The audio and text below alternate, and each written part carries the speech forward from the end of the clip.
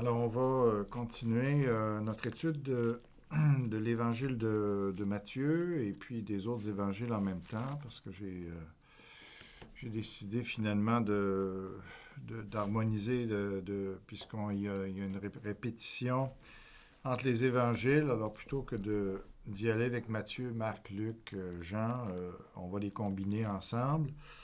Euh, donc, alors, c'est préférable si on veut harmoniser l'Évangile. Donc, il faut d'abord suivre l'Évangile de Jean, qui va avec les Pâques et tout ça. Donc, il nous donne ce cadre-là, d'y aller avec les fêtes, les Pâques et tout ça. Alors, ça nous donne une assez bonne durée, en tout cas de la chronologie de Jésus.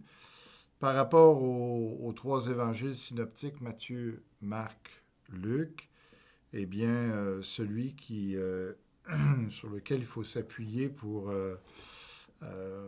donner l'ordre des événements, eh bien, c'est l'évangile de Marc. Alors, on va y aller. On est rendu hier, on a vu la visite de Jésus à Nazareth, sa première visite à Nazareth, une fois qu'il a commencé son ministère. On a vu qu'il a été rejeté. C'est ça, et ce qui suit ça, c'est que, bon, Jésus retourne à Capernaum, et là, il faut quitter l'évangile de Luc pour revenir à l'évangile de Marc, pour la suite des événements dans Marc 1, chapitre 1, verset 16 à 20. Donc, on va lire cela, on va commenter cela. Et puis, l'évangile de Matthieu a un passage parallèle à celui-là qu'on va regarder ensuite, même si c'est sensiblement la même chose. Alors, comme il passait le long de la mer, donc Jésus était à Capernaum, là où il avait sa résidence.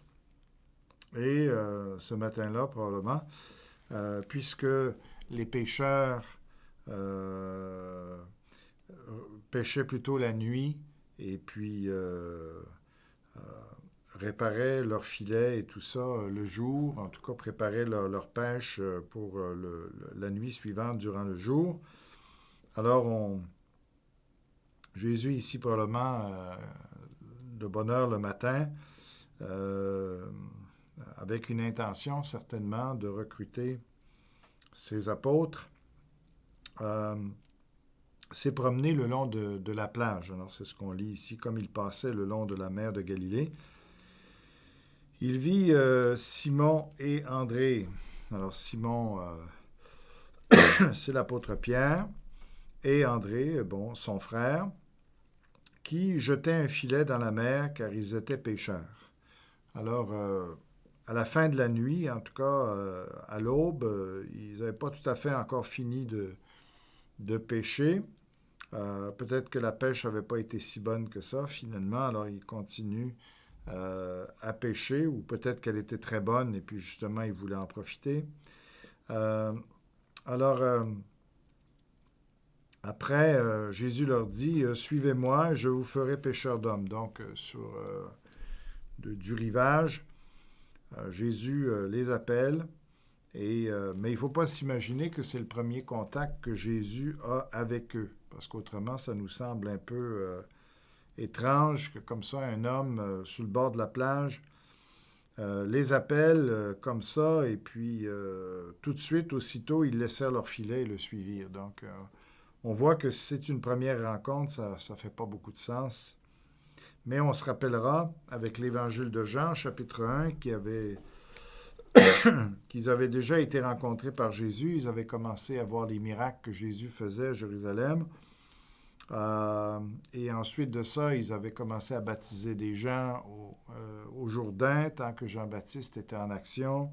Eux autres aussi, Jésus était en action dans la même région.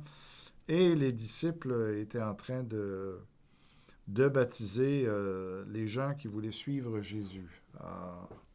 Donc, voilà. Alors, ici, ces apôtres-là, même s'ils ne sont pas encore apôtres, en tout cas, ces hommes-là, qui avaient commencé déjà à être disciples de Jésus, ils le connaissaient. Alors, c'est pour ça ici que quand Jésus leur dit « Suivez-moi, je vous ferai pécheurs d'hommes », eh bien, il y avait quand même un bon bagage d'expérience en arrière de ça. Ils étaient, quand Jésus est rentré en Galilée, alors ils ont quitté Jésus lors de sa première tournée de prédication autour de la Galilée. Eux autres sont retournés pêcher, sont retournés faire leur métier pour nourrir leur famille et tout ça. Donc, c'est ce qui fait en sorte que Jésus revient les chercher ici, à ce moment-là, leur demande de suivre. Et son intention, c'est de... Là, il leur dit clairement à eux, il avait déjà montré à Pierre ce qu'il s'attendait de lui. En tout cas, il avait changé son nom de Simon à Pierre. Donc, on voit que Jésus avait montré un certain désir à l'égard de Pierre, de ce qu'il voulait qu'il devienne. Mais ici, il va appeler, il vise Pierre en premier, évidemment, mais il lui précise ce qu'il s'attend de lui, hein, qu'il fasse un pêcheur d'hommes, qu'il devienne un pêcheur d'hommes. Mais ça implique aussi André, puis ça va impliquer les autres, Jean et Jacques ensuite aussi. Sauf que les autres n'ont pas reçu un appel semblable comme ça. C'est vraiment à Simon et André que Jésus dit « Suivez-moi et je vous ferai pécheurs d'hommes ». Alors, et on peut penser que c'est principalement à Pierre que ça s'adresse aussi dans cet appel-là. Même si il ne faut pas exclure les autres, mais Pierre est davantage concerné dans ça que tous les autres, en tout cas plus encore que les autres. C'est ça qui... Alors on voit l'intention de Jésus, hein, pour devenir un gagneur d'âme ou un pêcheur d'hommes, il faut d'abord suivre Jésus. Il faut apprendre à le connaître pour pouvoir en parler aux autres. Hein. Il faut d'abord le suivre. Et c'est là qu'après ça, bien, on peut pécher les autres, si on peut dire. Alors Jésus ici est intelligent. Il leur fait comprendre tout de suite que ça va impliquer, hein, de jeter le filet de la parole de Dieu. En tout cas, il leur fait bien comprendre que ça va un peu être la même façon, mais ici, ça va être des hommes qui vont pécher. Et Jésus montre aussi que la pêche spirituelle, elle est encore plus importante, elle est plus importante que la pêche matérielle ou le métier de pêcheur de poissons.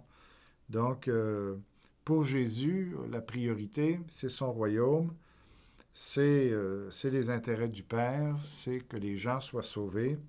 Donc, il faut qu'on soit prêt à répondre à l'appel de Dieu quand il nous appelle. Hein. Alors, c'est ça, eux, ils ont tout de suite, ils ont répondu. Mais nous aussi, il faut s'attendre, pendant qu'on fait notre métier, on ne court pas après l'appel, mais disons qu'on est ouvert à cet appel-là, et si Jésus nous convainc qu'il nous veut dans le ministère, il nous veut dans l'œuvre, eh bien, il faut être prêt à répondre à cet appel. Alors, ce qui est beau ici, c'est que, verset 18, hein, « Aussitôt, ils laissèrent leur filet et le suivirent. » Alors, c'est ça, là. Donc, ils n'ont pas résisté, et c'est très bien. Jésus a fait ici, en tout cas, c'est montré très convaincant aussi. C'était une parole aussi qui venait d'autorité. Alors, on peut comprendre aussi pourquoi ils ont répondu à l'appel. Alors, aussitôt, ils laissèrent leur filet et le suivirent. Donc, c'est ça. Alors, c'est un bel exemple pour nous à suivre. Si jamais Jésus nous touche, si Dieu nous appelle, eh bien, de répondre à cet appel-là, un appel de foi. Pour eux, ici, le métier de pêcheur, c'était un des métiers les plus lucratifs dans ce temps-là. Hein. C'était, parce que tout le monde mangeait du poisson, donc c'était un bien essentiel et c'était très rémunérant. Ils ont lâché quelque chose qui était très payant. Et puis, pour suivre Jésus, donc ça demande des sacrifices de suivre Jésus, mais il n'y a pas un travail qui est plus important que de travailler dans l'œuvre pour Jésus-Christ. Alors ça, il ne faut pas perdre cela de vue. Il y a de moins en moins de gens, semble-t-il, qui répondent à l'appel de Dieu dans leur cœur pour prêcher la parole, pour répandre, pour la répandre, pour faire en sorte que les gens soient sauvés le plus rapidement possible. Alors, aujourd'hui, on a l'impression que c'est délaissé. Les gens pensent plutôt à faire de l'argent, au bien matériel, au bien de leur famille et tout ça. Et puis, ici, Pierre avait une famille, lui aussi. C'était un homme comme les autres. Et puis, mais il a osé justement répondre à l'appel de Dieu ici et puis de tout abandonner. Donc, c'est très, très louable et puis c'est un exemple pour nous aussi. Alors, après ça, Jésus continue. Étant allé un peu plus loin, il vit Jacques, fils de Zébédée, et Jean, son frère. Donc, eux aussi, on sait qu'ils étaient déjà des disciples de Jésus. Et eux aussi étaient dans une barque et réparaient les filets. Donc, on voit que en tout cas, on peut penser que c'est à l'aurore, où certains pêchaient encore, étaient sur le point d'arrêter, et puis les autres avaient déjà terminé. Peut-être parce qu'ils avaient suffisamment eu de poissons. Et alors là, ici, ils sont en train de préparer la nuit suivante. Ils sont en train de réparer leurs filets. C'était des grands filets. Hein, ce n'étaient pas des filets individuels. C'est ça. Alors, il laissait traîner ça en arrière de la barque. Et puis, il ramassait comme ça les poissons, comme ça, en draguant là, les poissons. Puis après ça, il les ramenait. Bon. Alors, ça dit aussi, aussitôt, il les appela. Est-ce qu'il les a appelés de la même façon que Simon et Pierre? En tout cas, c'est pas précisé, mais il les a appelés. Et laissant leur père Zébédée dans la barque avec les ouvriers, ils le suivirent. Donc, ils ont tout abandonné. Hein? Et puis, bon, alors c'était des grandes barques. Il y avait d'autres ouvriers qu'eux. Hein. Le père, c'est sûr que c'était une perte pour lui, mais c'était une entreprise. Pierre et André n'étaient pas tout seuls dans la barque aussi. Il y avait des employés et tout ça. Donc, ça ne veut pas dire que l'entreprise arrêtait de fonctionner, mais disons que c'était quand même une perte. Et puis, c'était une décision qui était difficile pour eux aussi. Mais, étant donné qu'ils connaissaient Jésus, ils savaient que pour eux, ça valait la peine. Et puis, c'est ça, ça vaut la peine de servir Jésus-Christ. Bon, alors, voilà. Moi, je l'appelle le deuxième appel parce que, en tout cas, au début, ils avaient été appelés dans Jean comme disciples. Et là, ils sont... c'est plus, on voit un deuxième appel ici où c'est plus avec une intention de les utiliser dans le ministère, de les former. En tout cas, c'est un appel à la formation dans le but de les envoyer plus tard. Et on va voir ce développement-là plus tard. Alors, dans Matthieu... on peut lire dans Matthieu le passage parallèle.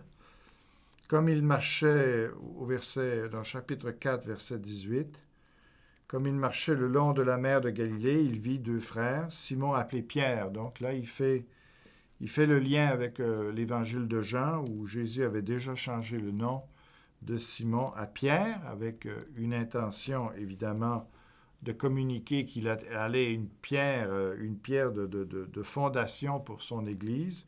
Donc, il y a vraiment un lien ici. C'est pas par hasard que Jésus a changé le nom de Simon à Pierre. C'est que Pierre, ce Simon-là, allait vraiment devenir une pierre de l'Église de Jésus-Christ. Pas la pierre la pierre d'angle, non, mais certainement une des fondations ou une des pierres de la fondation. Alors, appelez Pierre et André, alors son frère, qui jetaient un filet dans la mer car ils étaient pêcheurs. Il leur dit, « Suivez-moi et je vous ferai pêcheurs d'hommes. » Donc, la même chose. Hein? Aussitôt, ils laissèrent les filets et le suivirent. De là, étant allé plus loin, il vit deux autres frères, Jacques, fils de Zébédée, et Jean, son frère, qui étaient dans une barque avec Zébédée, leur père, et qui réparaient leurs filets. Donc, même chose. Il les appela, et aussitôt, ils laissèrent la barque et leur père et le suivirent. Alors, on ne sait pas trop comment le père a réagi à tout ça, mais en tout cas, ici, il n'y a pas d'opposition qui est mentionnée. Alors, pour l'instant, je vais arrêter l'enregistrement ici. Alors, pour l'appel des premiers disciples ici, voilà.